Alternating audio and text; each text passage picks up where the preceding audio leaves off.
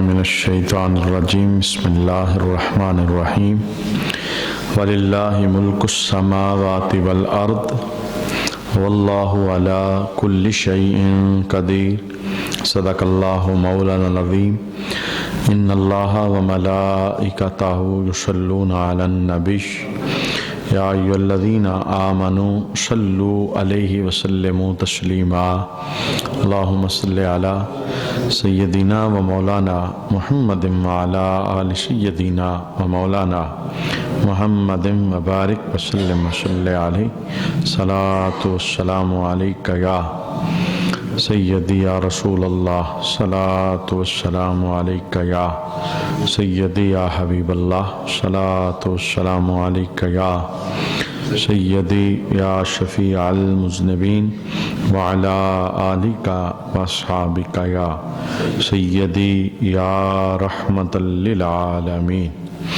اور اللہ ہی کے لیے آسمانوں اور زمین کی بادشاہی ہے اور اللہ ہر چیز پر قادر ہے۔ صدق اللہ مولانا العظیم۔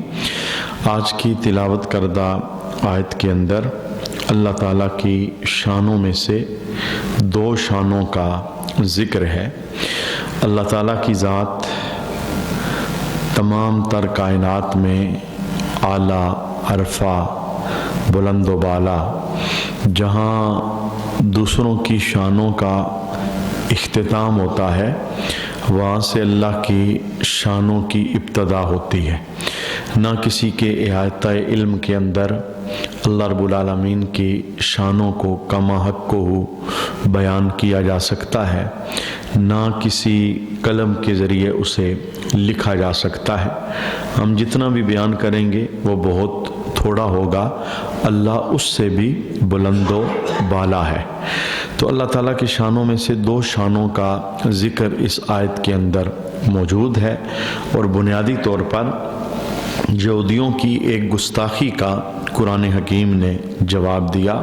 یہودی کہتے تھے کہ اللہ فقیر ہے اور ہم غنی ہیں، اور یہ فقر کی نسبت اللہ کی طرف اس لیے کرتے تھے کہ جب رسول اللہ صلی اللہ علیہ وآلہ وسلم صدقہ کرنے کا حکم ارشاد فرماتے، قرض حسنہ دینے کا حکم ارشاد فرماتے کہ اللہ کی راہ کے اندر اپنا مال دو، تو وہ اس کا غلط معنی بیان کرتے۔ وہ کہتے ہیں کہ دیکھیں اللہ فقیر ہے اس لیے ہمیں کہہ رہا ہے کہ میری راہ کے اندر اپنا مال دو۔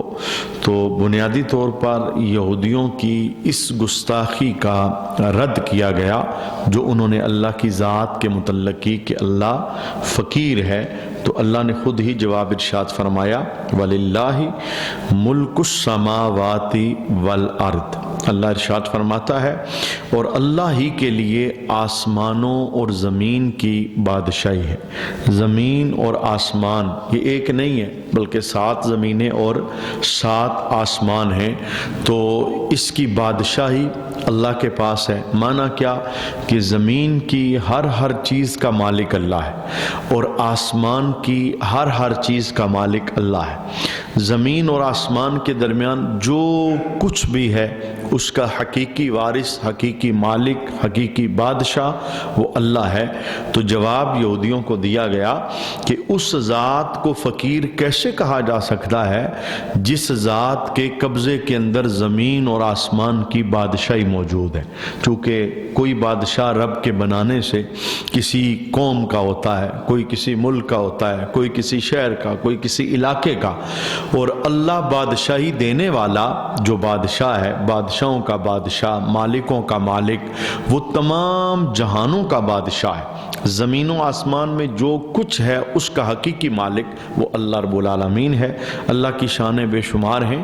تو ایک خوبصورت حدیث، جس حدیث کو حدیث قدسی بھی کہا جاتا ہے، اور حدیث قدسی وہ ہوتی ہے کہ زبان تو رسول اللہ صلی اللہ علیہ وآلہ وسلم کی ہوتی ہے، لیکن اس میں جو کچھ کلام بیان ہوتا ہے وہ اللہ رب العالمین کا کلام ہوتا ہے، یعنی زبان مصطفیٰ کریم علیہ السلام کی اور کلام اللہ رب العالمین کا۔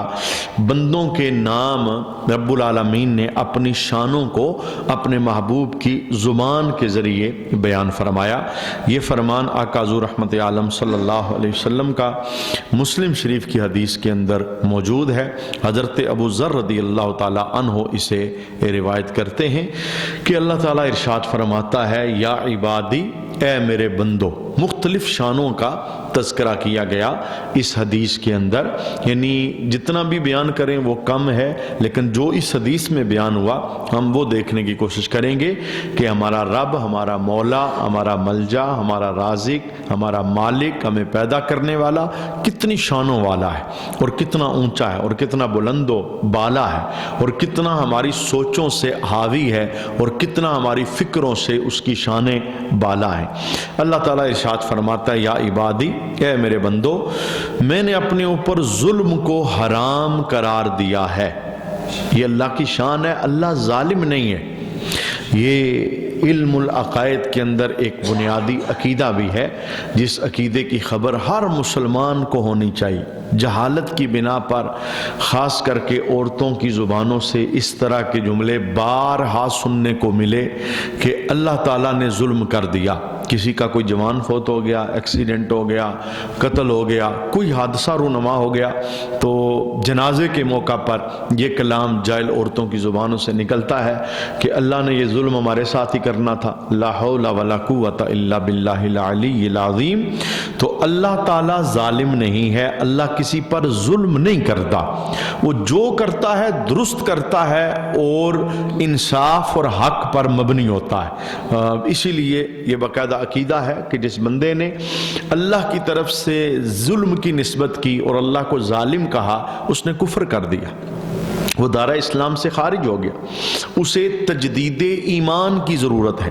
تو لہٰذا اللہ تعالیٰ فرماتا ہے کہ میں نے اپنے اوپر ظلم کو حرام کیا ہے، اور دوسرا جملہ حدیث کا کیا ہے، میں نے تمہارے درمیان بھی ظلم کو حرام قرار دیا ہے، لہٰذا تم ایک دوسرے پہ ظلم نہ کرو۔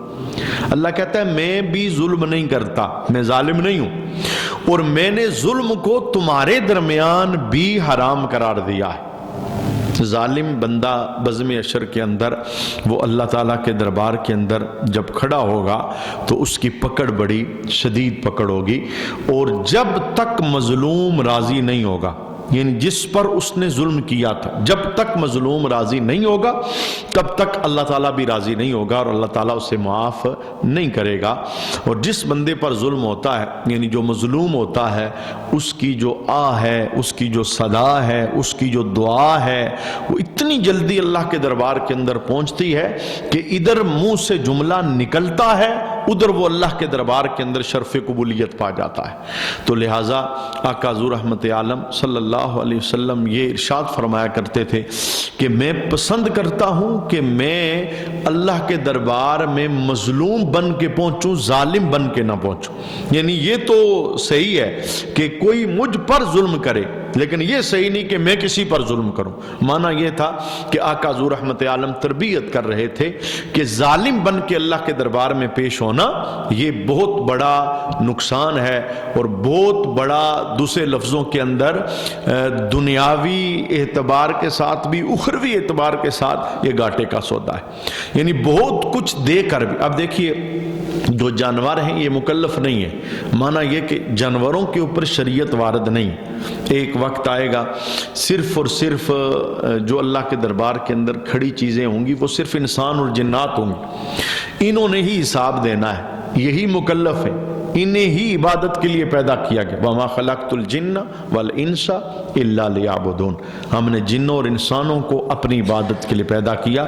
باقی یہ جتنی چیزیں یہ ساری ہمارے فائدے کے لیے، جتنے جانور پیدا کیے گئے، دیگر مخلوقات پیدا کی، یہ سارا کچھ ہمارے فائدہ کے لیے رب نے پیدا کیا، یہ مکلف نہیں ہے۔ یہ عبادت یا کوئی چیز ان پہ لاگو نہیں ہوتی بجز اس کے میرے محبوب کریم علیہ السلام ارشاد فرماتے ہیں کہ اللہ ظالم کے ساتھ نہیں ہے بلکہ مظلوم کے ساتھ ہے، اور ظالم کا بڑا کڑا حساب لے گا۔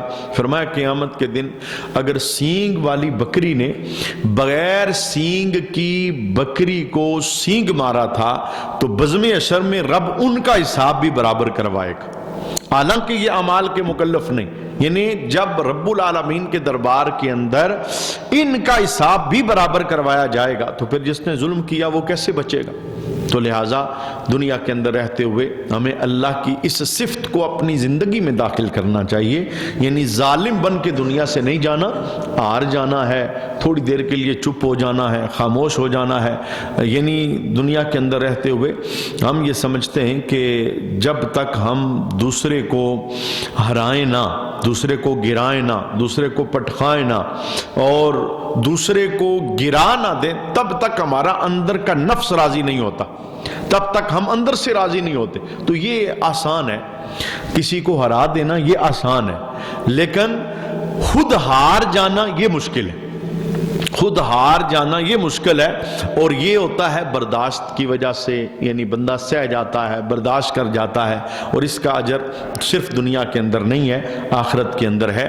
یعنی اس حدیث قدسی کا جو پہلا جملہ ہے اس میں ہمارے لیے جو سیکھنے والا سبق ہے کہ اللہ ظالم نہیں ہے۔ یہ ایک جگہ پہ 3 بھائی وہ اندھے پیدا ہوئے، یعنی ایک کے بعد دوسرا، پھر دوسرے کے بعد تیسرا، تیسرے کے بعد ایک اور بچی ان کے ہاں پیدا ہوئی، معذور تھی۔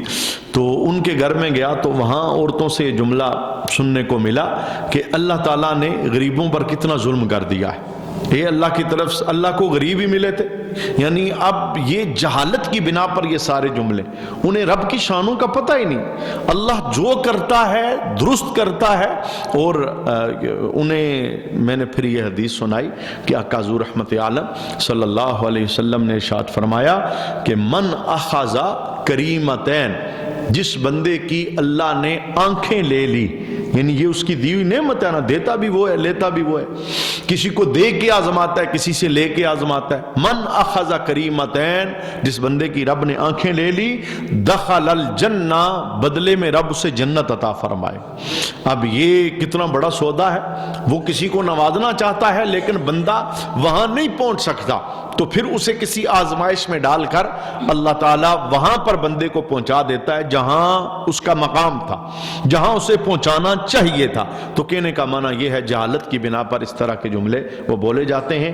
ہمیں اس عقیدے کو پختہ رکھنا ہے، اپنی بیٹیوں کو، بہنوں کو یہ سکھانا ہے، ماؤں کو بتانا ہے کہ اللہ ظالم نہیں ہے، اللہ جو کرتا ہے درست کرتا ہے۔ یہ جملہ ہے ہی سراسر غلط۔ یعنی جب ہمارے یہاں کسی مسلمان کی موت ہو جاتی ہے تو پھر مفکر اپنی فکر کو یوں بیان کرتے ہیں، اگر یہ وہاں نہ جاتا تو نہ مرتا، اگر یہ نہ ہوتا تو یہ ایسا نہ ہوتا۔ معنی یہ کہ وہاں جانے سے مرا ہے، اگر نہ جاتا تو پھر موت نہ آتی۔ یہ بھی تو قرآن کے خلاف ہے۔ اللہ کہتا ہے جب میں چاہتا ہوں تو کسی کی روح نکلتی ہے، میرے حکم کے بغیر تو پتہ نہیں ہلتا، اور جسے میں چاہتا ہوں اپنے پاس بلاؤں اسے میں وہاں پہنچا دیتا ہوں، وہ وہاں پر پہنچ جاتا ہے، سبب پیدا کر دیتا ہوں۔ یہی وجہ ہے علامہ جلال الدین سیوطی علیہ الرحمہ نے لکھا کہ سلیمان پیغمبر جن کی ہواؤں پر حکومت تھی، آپ کے دربار کے اندر حضرت اسرائیل بہت کثرت کے ساتھ آتے تھے، اور حضرت اسرائیل کے ساتھ بڑی آپ کی دوستی تھی، موت کا فرشتہ۔ تو حضرت اسرائیل آئے سلیمان پیغمبر کے پاس، تو ایک بندہ بیٹھا ہوا تھا، حضرت اسرائیل نے اسے ذرا غصے سے دیکھا گور کر، تو جس وقت حضرت اسرائیل تشریف لے گئے تو اس بندے نے پوچھا حضور یہ کون تھا جو آپ کے پاس آیا؟ مجھے تو بڑا ڈر لگا ہے، بڑے غصے سے مجھے دیکھ رہا تھا۔ تو سلیمان پیغمبر نے بتایا کہ یہ اسرائیل ہے، یہ موت کا فرشتہ ہے، روحیں قبض کرتا ہے۔ تو اس بندے نے کہا مجھے تو ان سے بڑا ڈر لگتا ہے، چونکہ آپ کی ہواؤں پر حکومت ہے، آپ ایسا کریں ہوا کو حکم دیں مجھے ہند کی سرزمین پہ پہنچا دیں، میں یہاں نہیں رہنا چاہتا، ان کا تو روز آپ کے پاس آنا ہوتا ہے، جیسے غصے سے مجھے دیکھ رہے تھے مجھے تو یوں لگے گا جیسے میری روح نکال لیں گے۔ تو مجھے ہند کی سرزمین پہ پہنچا دے۔ تو حضرت سلیمان پیغمبر نے ہوا کو حکم دیا، آنن فانن وہ ہند کی سرزمین پہ پہنچ گیا۔ دوسرے دن حضرت اسرائیل پھر سلیمان پیغمبر کے دربار میں آئے تو آپ نے پوچھا، کل جو بندہ میرے پاس بیٹھا تھا آپ نے اسے بڑے غصے سے دیکھا، اور اتنے غصے سے آپ نے دیکھا، وہ تو یہاں رہنے کے لیے تیار نہیں تھا۔ اس نے مجھے کہا ہند کی سرزمین پہ مجھے پہنچاؤ، تو ہوا کے ذریعے میں نے وہاں پر اسے پہنچا دیا۔ تو حضرت اسرائیل نے کیا کہا میں نے اسے غصے سے اس لیے دیکھا کہ کل میں نے اس کی ہند کی سرزمین پہ روح قبض کرنی ہے، اور یہ بیٹھا ہے آپ کے پاس۔ میں یہ سوچ رہا تھا یہ وہاں جائے گا کیسے، روح تو وہاں قبض ہونی ہے، چونکہ لکھا ہوا ہے، موت کی جگہ بھی لکھی ہے، موت کا وقت بھی لکھا ہے، یہ آپ کے پاس بیٹھا ہے۔ اب اس بندے نے خود طلب کی مجھے وہاں پر پہنچا دیا جائے۔ تو اللہ جو کرتا ہے وہ درست کرتا ہے۔ اللہ کے کسی فیصلے پر کسی کو اختیار نہیں کہ وہ کوئی حرف بولے، کوئی شکوہ کرے، کوئی شکایت کرے۔ مسلمان کی شان یہ ہوتی ہے، مسلمان رب کی رضا میں راضی ہوتا ہے۔ تو حدیث کا پہلا جملہ کہ اللہ تعالیٰ نے ظلم کو اپنے اوپر حرام کیا، اور اللہ فرماتا ہے کہ اے میرے بندو میں نے تمہارے درمیان بھی ظلم کو حرام قرار دیا ہے، لہٰذا ایک دوسرے پر ظلم نہ کرو۔ اچھا دوسرا حصہ، یا عبادی اے میرے بندو جسے میں ہدایت دوں اس کے علاوہ تم سب گمراہ ہو۔ یہ ہدایت اللہ دیتا ہے، اور ہدایت طلب اللہ سے کرنی چاہیے۔ یہ ہمارے جو بچے ہیں، ہماری اولادیں ہیں، ہم کوشش کر سکتے ہیں کہ انہیں سیدھے رستے پر چلائیں، ہم کوشش کر سکتے ہیں کہ انہیں سنت کا تابعدار بنائیں، ہم کوشش کر سکتے ہیں کہ انہیں ہم مسجد کا رستہ بتائیں، لیکن یہ مسجد کے رستے پر آئیں گے یہ ہمارے اختیار میں نہیں، یہ اللہ کے اختیار میں، کیونکہ اللہ تعالیٰ ارشاد فرماتا ہے ہدایت میں دیتا ہوں۔ لہٰذا والدین کی ڈیوٹی لگائی۔ رسول اللہ صلی اللہ علیہ وسلم نے فرمایا ثلاثن مستجاب دعوتہم، تین بندے ہیں جن کی دعا ہر حال میں قبول ہوتی ہے، ان میں سے ایک بندہ الوالدو، یعنی والد اپنی اولاد کے حق میں جب بھی دعا کرتا ہے، جو بھی دعا کرتا ہے اللہ شرف قبولیت عطا فرماتا۔ تو یہ ہتھیار رب نے ہمیں دیا ہے کہ مجھ سے مانگو، تو اولاد کے سلسلے میں رب کے دربار سے ہدایت مانگنی چاہیے کہ اے اللہ انہیں سیدھے رستے سے گمراہ نہ کرنا، ہم دنیا چھوڑ بھی جائیں یہ تیرے تابعدار رہیں، تیرے نبی کے تابعدار رہیں، شیطان سے محفوظ رہیں۔ یہ وہ دعاؤں کا ہتھیار ہے جو اولاد کو بگڑنے نہیں دیتا، جو اولاد کو سیدھے رستے سے بھٹک نہیں دیتا، وگرنہ گمراہ ہونے کے اندر دیر نہیں لگتی۔ ہدایت بھی رب کی طرف سے ہے اور گمراہی بھی رب کی طرف سے ہے۔ جسے پسند کرتا ہے ہدایت دیتا ہے، اور جسے ناپسند کرتا ہے اپنے رستے سے پرے کر دیتا ہے۔ چونکہ حدیث کے اندر موجود ہے، آقا حضور رحمت عالم صلی اللہ علیہ وسلم نے ارشاد فرمایا کہ جب اللہ کسی بندے سے پیار کرتا ہے اسے سجدے کی توفیق عطا فرماتا ہے۔ تو یہ اللہ کی محبت کی نشانی ہوتی ہے، اللہ کے در پہ آنا، اللہ کے گھر میں آنا، سجدہ کرنا، یہ اس کی بندے سے محبت کی نشانی، اور سجدہ زندگی میں نہیں ہے معنی یہ ہے کہ اس نے پسند نہیں اسے کیا۔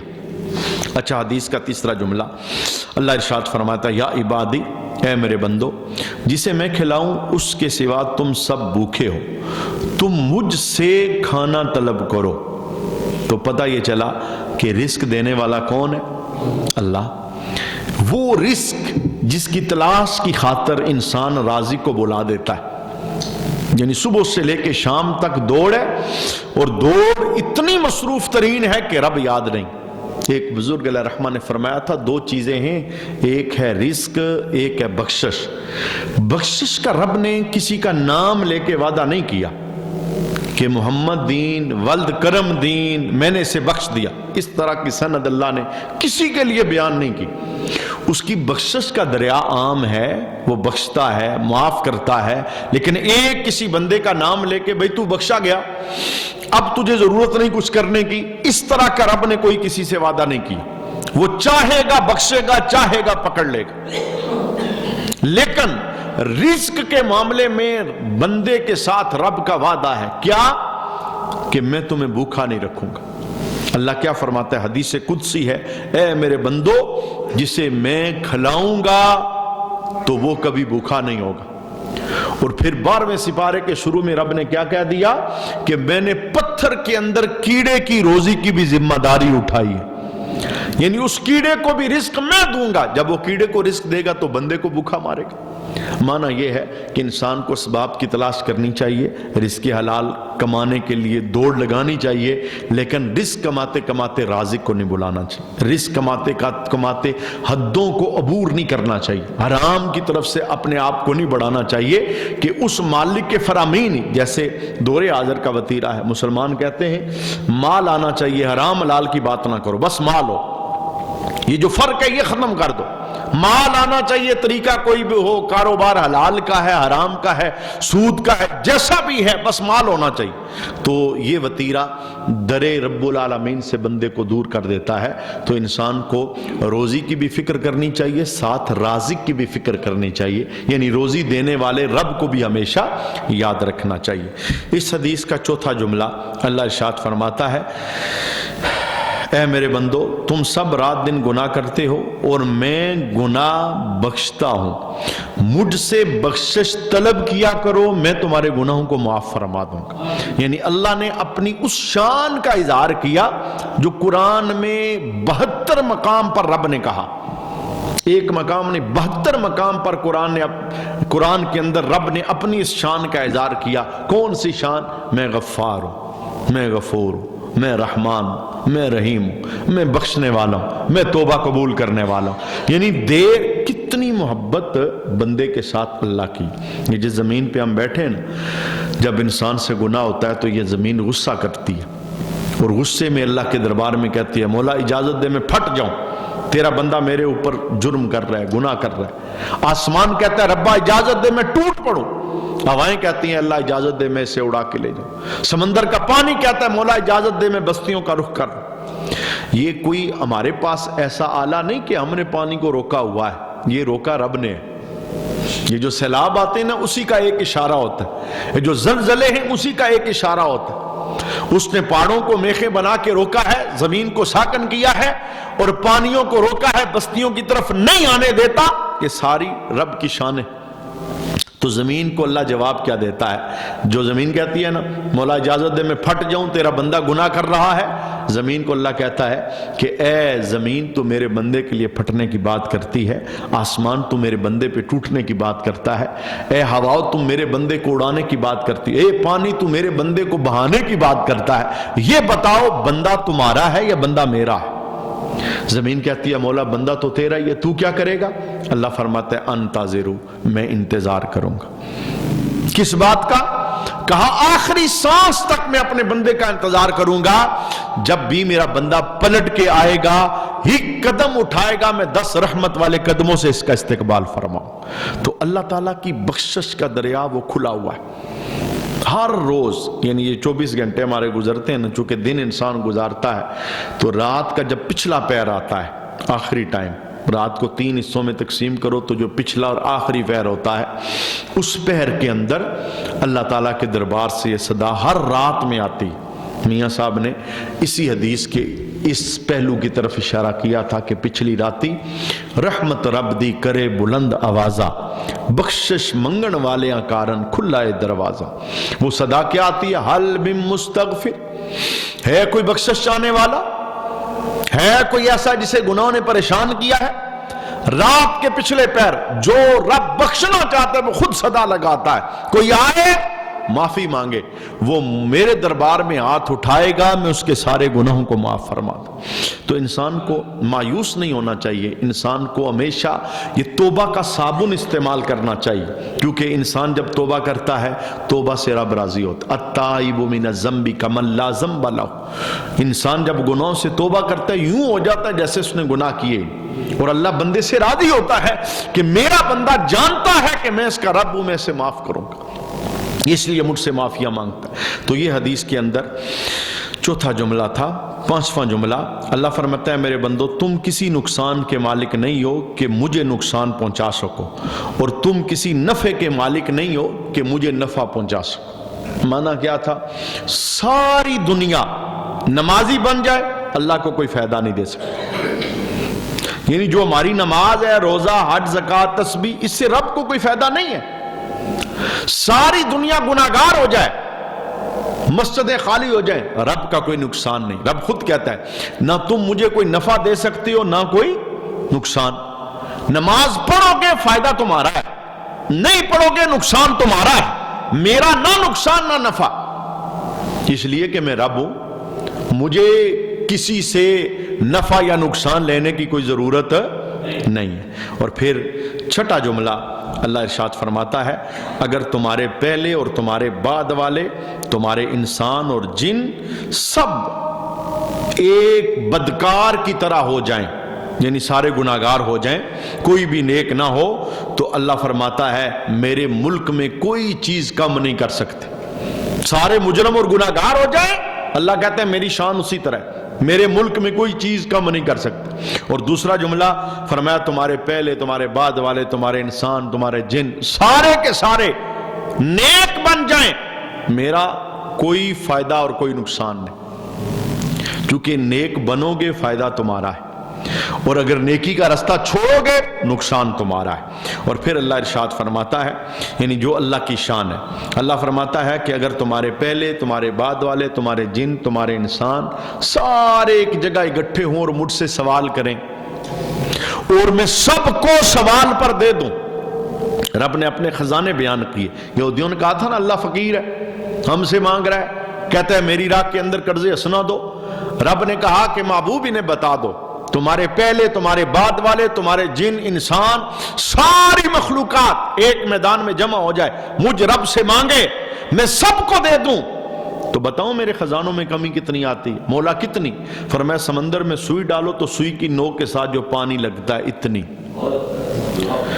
تو آپ کو پتا ہے کہ جب سوئی سمندر میں ڈالو تو نوک کے ساتھ کوئی پانی لگتا نہیں۔